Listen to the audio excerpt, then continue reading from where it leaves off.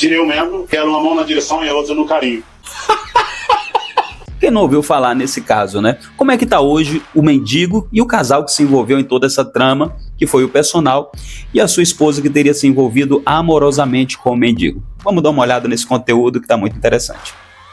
Ele presta um tostão furado. Psicopata. É mesmo? O quê? Não tem a menor dúvida. Em 2022, o nome de Givaldo Alves tomou conta da internet após um episódio, no mínimo, bizarro, que aconteceu em Planaltina, no Distrito Federal. Na época, com 48 anos, ele era um morador de rua comum, até ser flagrado em plena luz do dia, ou na real, acho que era de noite, né? Dentro de um carro, tendo relações ali com Sandra, né, esposa do personal trainer Eduardo. O que tornou o caso ainda mais caótico foi o fato de Eduardo surgir no momento do ato, acreditando que sua mulher estava sendo violentada. Sem pensar duas vezes, ele partiu para cima de Givaldo e o agrediu, sem imaginar que a relação, na verdade, tinha sido consensual. A história viralizou rapidamente e Givaldo, com seu jeito desenrolado e carisma nas entrevistas, acabou conquistando a atenção do público. Claro que a frase dele, uma mão na direção e a outra no carinho, ajudou a colocar ainda mais fogo nessa história. Em poucos dias, ele já estava sendo comentado e reagido por alguns dos maiores streamers do país, e foi aí que a fama bateu de vez. Ao sair do carro, que pegou a via, eu abri o zíper, tirei o membro, que era uma mão na direção e a outra no carinho. O grande... Cara, e é o meme do meme, né? Porque o mendigo já era um meme e essa risada aí do Cazé também se tornou um meme nacional, né? Até hoje é muito utilizada essa risada dele nos vídeos.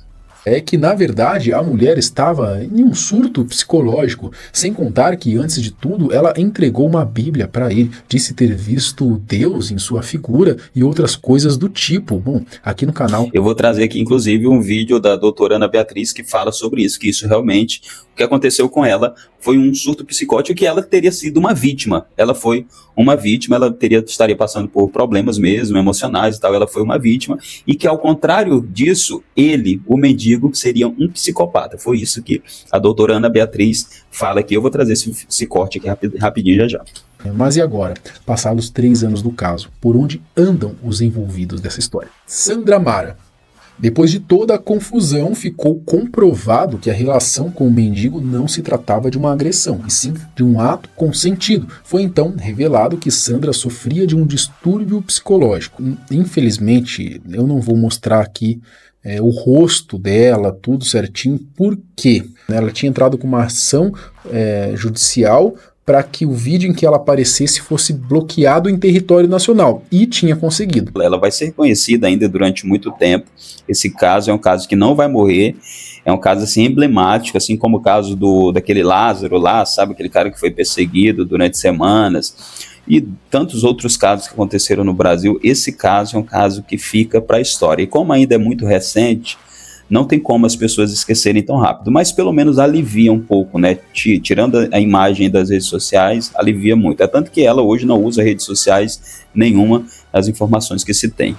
Então vamos evitar problema, né? Infelizmente. Bom, ela acabou sendo alvo de inúmeros ataques virtuais, além dos comentários maldosos aí sobre o seu casamento com o Eduardo. No início os dois chegaram a se afastar, mas na época eles decidiram reatar a relação. Ela e Eduardo teriam deixado Brasília para tentar seguir a vida de forma mais discreta. Sandra passou por tratamento psiquiátrico e até chegou a reaparecer na internet, mas, ao que parece, entendeu que o melhor era se manter afastada das redes. A sua última postagem foi no começo de 2023. Hoje ela prefere uma vida longe dos holofotes, e como eu já falei, né, é melhor a gente tomar cuidado aqui com o que a gente vai mostrar. Bom, a única informação recente é que ela e Eduardo já não estão mais juntos, tá?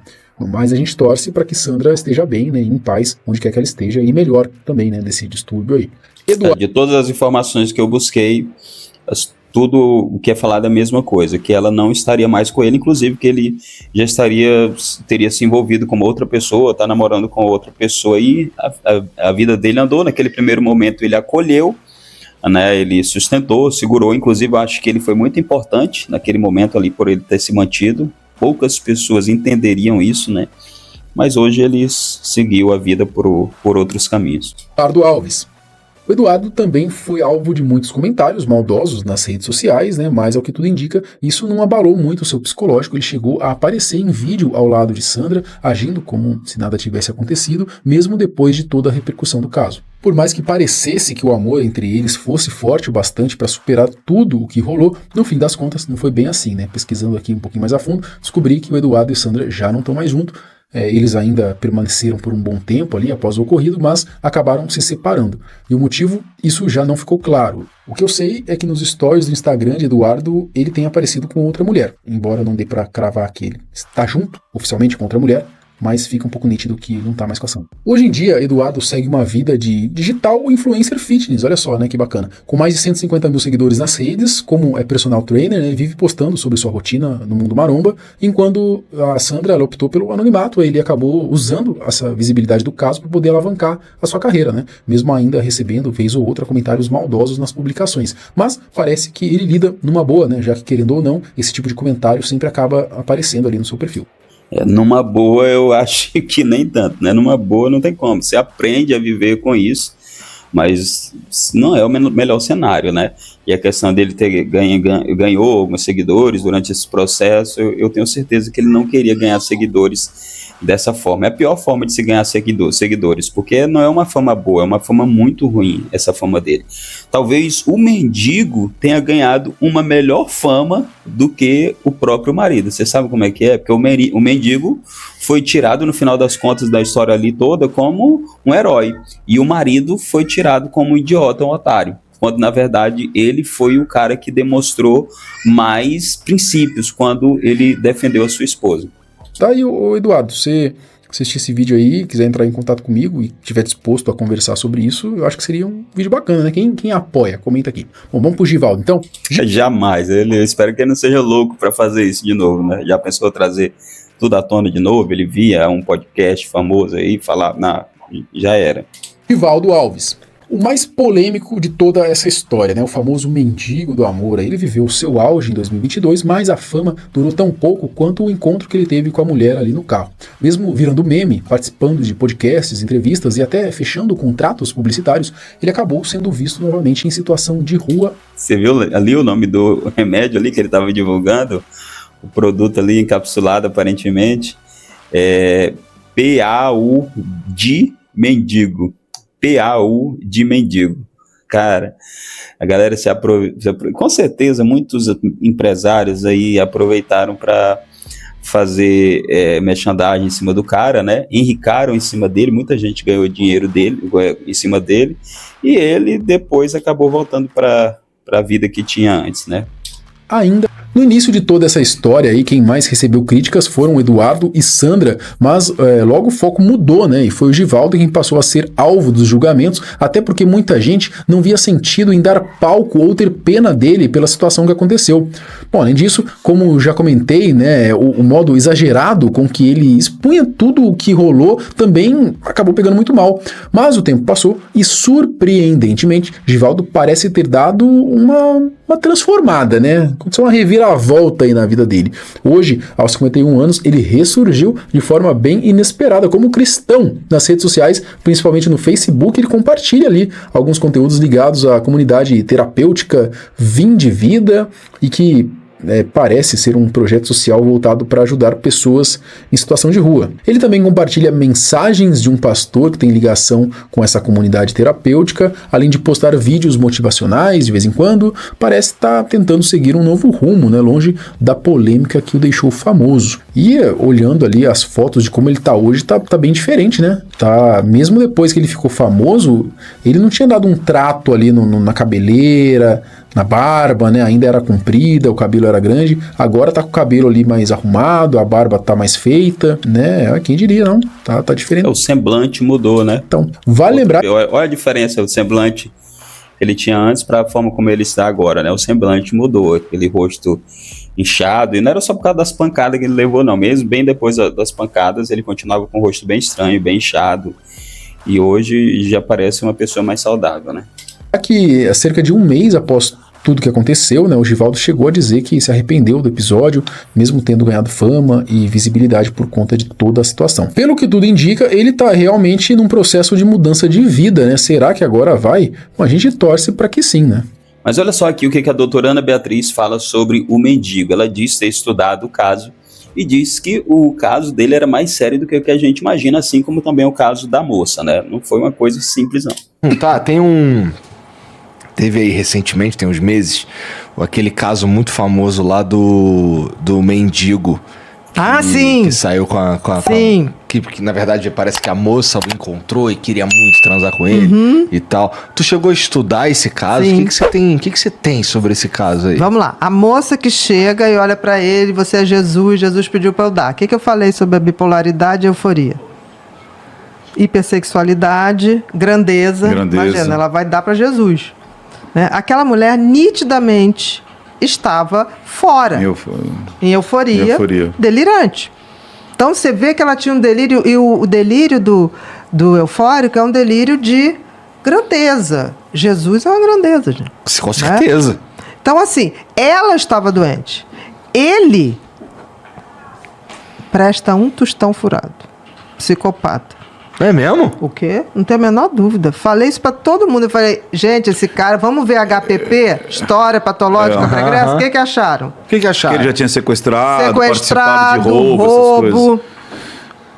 Ameaçado gente de morte. Na entrevista dele, ele parecia ser muito, muito narcisista no sentido de controlar. Totalmente narcisista. E todo... Como é que era o caso aqui, ó, da ficha dele? Dá uma olhada. Olha aí, ó, fazendo uma pesquisa rápida aqui, você vai ver que realmente ele tinha antecedentes criminais. Olha só, Givaldo de Souza, de 48 anos, mendigo que foi espancado por um personal trainer, que o flagrou transando com sua esposa, já cumpriu 8 anos de prisão pelo crime de extorsão mediante sequestro. Ele havia sequestrado uma pessoa e pediu depois o dinheiro, né? Então estava extorquindo mesmo a família ali, mediante esse sequestro. Ele foi condenado a 17 anos de prisão com regime inicial fechado. Né? Então ele pagou parte dessa pena. O Givaldo foi autorizado a deixar a cadeia em abril de 2013, quase 9 anos depois do crime. Então ele pagou parte dessa pena e depois foi liberado para ficar em casa, como acontece sempre no Brasil.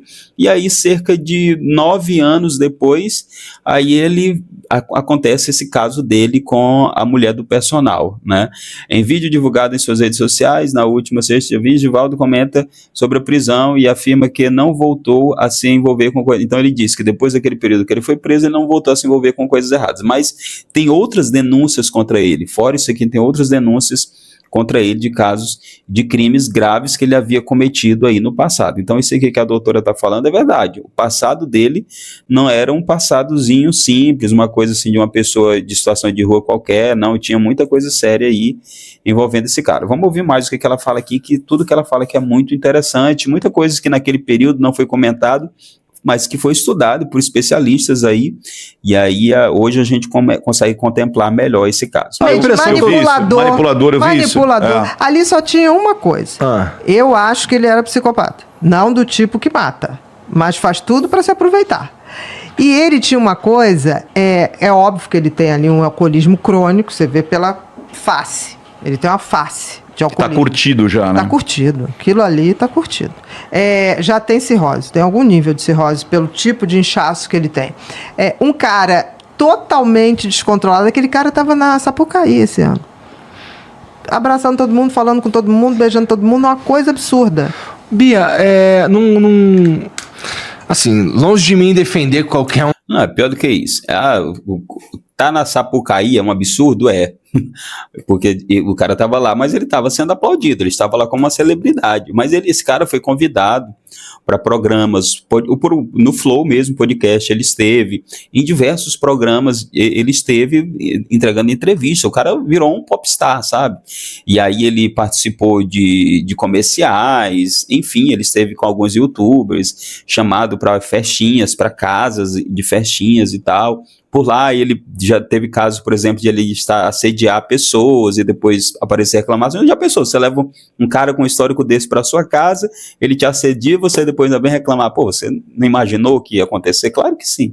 Então, aconteceu muita coisa, esse cara se tornou um popstar e quem acabou se saindo como um idiota, um otário, foi o marido da moça lá, né? Que no final das contas foi o cara que tentou protegê-la. Mas vamos ouvir mais aqui. Um dos lados aqui, é só mesmo porque as informações que chegaram... Eu só fico com pena dela. Ela precisava ser preservada. Me parece que tem uma família que fez isso. Fez o quê? Preservou ela, internou ela, Tá. Ela voltou pra casa, o marido não deixou ela. Foi bacana isso. O cara ficou ali tomando paulada, porque teve gente dizendo que ela é uma prostituta, que ela dava pra não sei quantos mendigos, ia fazer sopão dos mendigos e dava pro mendigo. Gente, era óbvio. Os memes foram infinitos, foram muitos memes. E assim, a gente ria dos memes, eram coisas engraçadas. Assim, o pessoal tem uma mente muito fértil. Mas só que o caso não é para rir. Se a gente for parar para pensar o caso mesmo e olhar com toda a seriedade que envolveu esse caso, não era para a gente rir. Ao contrário, era coisa para você se entristecer. E assim, ela falou que no momento ele não largou ela, e realmente ali ele passou um tempão com ela, mas depois ele seguiu a vida e hoje ele já não está mais com ela. E ele, um cara que tinha muito passado. Você lembra que ele contava uma história assim? Porque eu larguei minha ex-mulher porque para liberar a vida dela. Ele era muito ele generoso. era sempre que dava as cartas. Tudo ele tinha generoso, um motivo. Ele salvou a vida de não sei quem. Ele isso era aí. Assim. Isso é um puta narcisista. Agora, narcisista, quando junta com algum grauzinho de perversidade... Aí, meu filho, é o tal do estelionatário. Ele é o típico estelionatário. Tá, olha só, de novo, não é pra defender ninguém, mas assim, eu não sei, pelo que eu sei, ele tava ali, passou um carro com a mulher bonita e falou que queria transar com ele. Se eu fosse ele o mendigo. Sujo. Isso é o que todo mundo pensa, né? Isso é o que todo mundo pensa, e é por isso que a galera costuma dar razão pro mendigo. Pô, a mulher tava lá disponível, o cara vai lá mesmo. Mas é agora que ela vai dar um detalhe interessantíssimo da história. Fedorento. Sujo e fedorento. Vamos lá. Acontece isso comigo?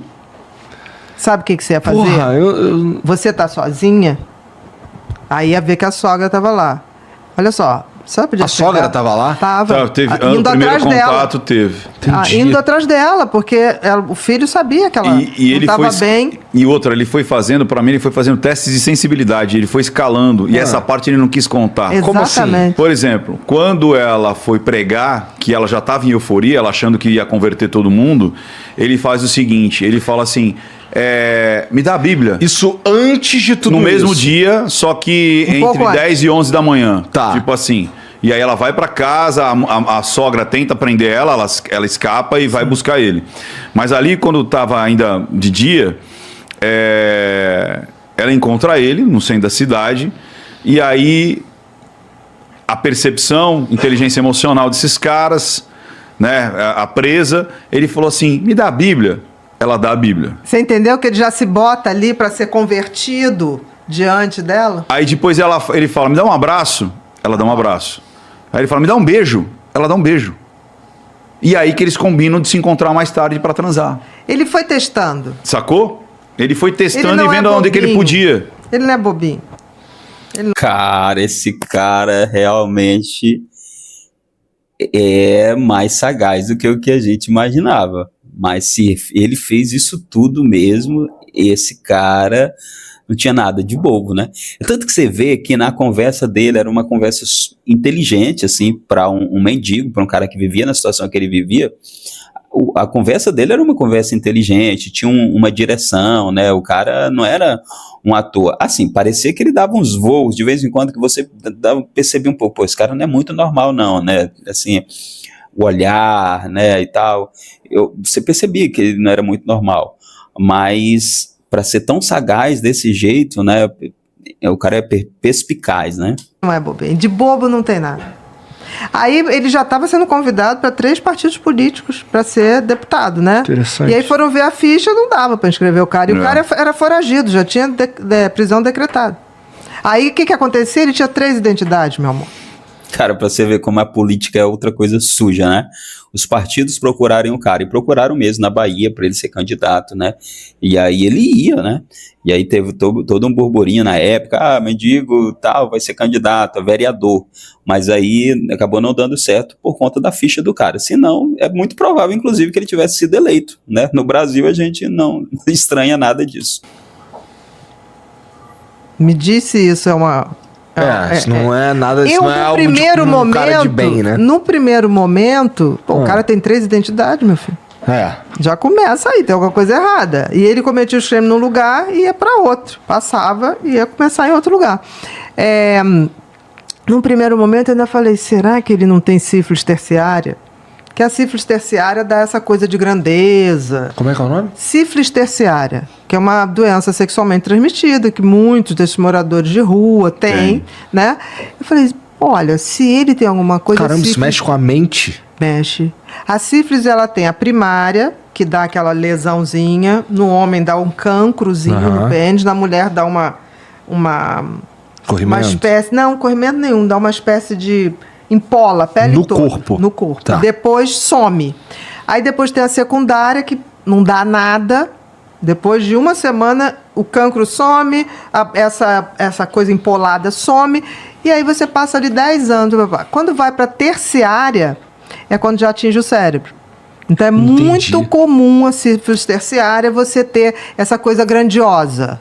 Eu me lembro quando eu estava na residência, tinha um cara na residência lá, e ele falava, não, porque quem está adentrando por esse caminho? Aí eu falava, oi, fulano, é a doutora Ana Beatriz. Ah, não sei, porque você sabe que aqui é o meu reino, aqui é o meu reino. Eu falei, mas que reino? Eu sou Napoleão, você não está me reconhecendo? Mas ele falava aquilo sério, ele tinha uma sífilis terciária que o cara tem uma grandeza absurda. Eu até pensei, mas depois...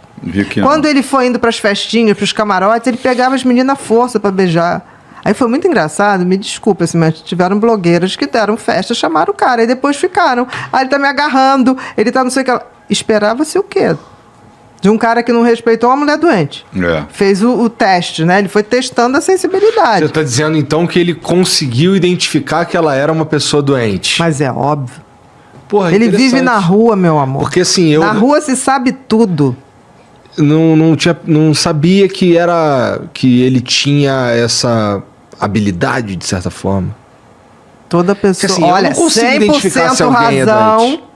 100% razão, claro que não é 100, depende da gravidade, 0 emoção. Você joga xadrez, você vai juntando os dados. Cara, isso é muito complicado, né?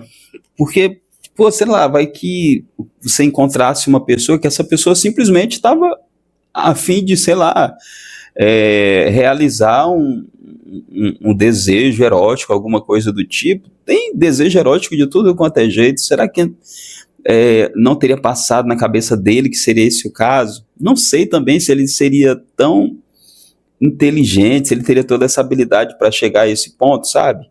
Não sei. Tudo depende da cena ali, da vulnerabilidade da moça, né, que ela estava no momento, a forma como ela se apresentou, né? Se bem que parecia que tinha a mãe dela no momento que quis protegê-la, né, e por isso ele marcou um outro horário, então ele teria percebido também ali o cenário, tudo que estaria acontecendo, né, ela teria confundido ele com Jesus, depois ela disse que, ela falou que seria Jesus, ou depois ela disse que confundia ele com o próprio marido no momento que estava ali, então ele também pode ter percebido que ela estava muito confusa ali em todo aquele cenário, e se aproveitou daquela situação, por isso teria marcado para mais tarde, porque percebeu que naquele momento tinha gente protegendo ela, então realmente pode ter acontecido, mas aí vamos analisar os dois cenários, né, porque eu não sei também se realmente foi essa a situação. Da parte da moça, eu também não desacredito que ela fez isso de uma forma involuntária, assim, porque não tinha condições naquele momento emocionais, né, para raciocinar corretamente. Eu acredito também que não tem como ter sido de outra forma, porque caso contrário seria muito difícil, a não ser um caso como esse de uma pessoa que tem ali um desejo erótico e tal, e quer realizar a todo preço, sabe? Aí também tem louco para tudo nesse mundo, né? Mas eu também acredito que realmente ela tinha problemas muito sérios ali, que ela não estava em condições de raciocinar corretamente, de conseguir entender toda a situação ali. Eu também acho que não tem como, né, cara? Não tem como. Poxa, uma mulher que aparentemente tinha uma família bem organizada, um marido, né, um cara trabalhador e tal, que depois a protegeu, até porque se fosse uma outra pessoa com um comportamento diferente, se ele não soubesse do cenário que ela estava passando, ele não a teria protegido assim, né? Então todo esse enredo mostra que realmente ela estava em uma situação de vulnerabilidade, não é isso? Vamos continuar vendo aqui. Olha, vamos supor, me aparece um homem na rua dizendo que é Brad Pitt, entendeu? Dizendo que eu sou Nossa Senhora e que nós temos que fazer um filho para gerar Jesus, pelo amor de Deus, Igor. O que eu vou dizer? Você está acompanhado? Você tem alguém com você? Olha, hoje não vou poder. A gente fala depois. Mas é óbvio, você tem algum telefone, papapá, que eu possa entrar em contato? É óbvio. Quando eu dava aula, tinha um aluno que ele tinha umas piras com as mulheres que davam aula na turma dele nunca podiam pintar as unhas de vermelho, porque ele entrava numa pira, ele queria chupar o dedo das mulheres. Caramba! Então isso aí nos ajuda a entender melhor aí esse caso do mendigo, né? O que foi que aconteceu de verdade nesse caso. Cara, eu sei que isso tudo faz parte da história do brasileiro, né? Isso fica na memória, uma memória negativa, claro, mas fica.